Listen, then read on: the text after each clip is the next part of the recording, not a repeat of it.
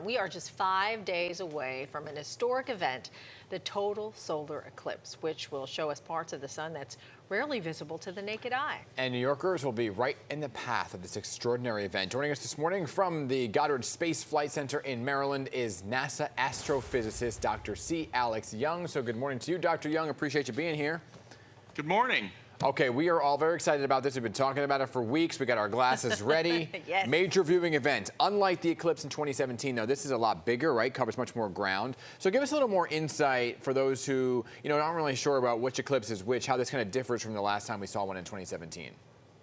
So the one in 2017 is very different from this one in several ways. So during this eclipse, the path of totality is much wider. It's more than 100 miles wide. And also in the path of totality, you will have almost 2 minutes more totality than you did last time. But another thing that's different is the corona itself, that part of the outer atmosphere that you see during totality, changes through the solar cycle. We're reaching the peak of the solar cycle. So it's got a lot more structure, there's a lot more going on, and we may even see some of the solar activity during the eclipse itself. Ah. So we're going to be able to see it for 2.5 minutes? Is that what you just said? I'm sorry, I didn't hear that. The time that we'll actually see this total eclipse is about 2.5 minutes?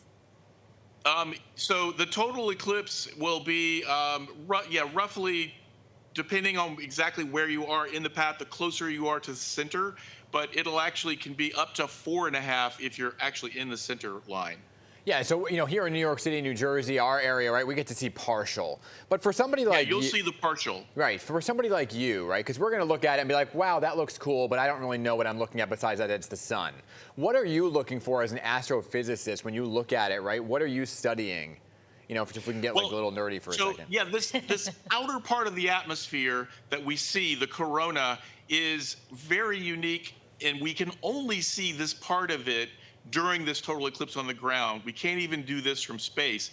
And so all the activity that's happening that can impact our technology, GPS, radio communications, even create the aurora, happens in that zone. And so this is the unique opportunity. But also, as that shadow moves across the country, even outside of the path, it's affecting the atmosphere. And it's an opportunity for also Earth scientists and meteorologists to study the changes in the atmosphere in a way that we can only do during this eclipse. Yeah.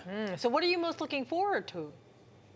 Well, as a human being, I'm just excited for the opportunity to see this, to share it with friends and family, because their eclipses are an amazing, amazing natural event. But as a scientist, I am really, really looking forward to the possibility that we can see some solar activity. And if we do, I think my mind's gonna be blown if we actually see it during the eclipse itself.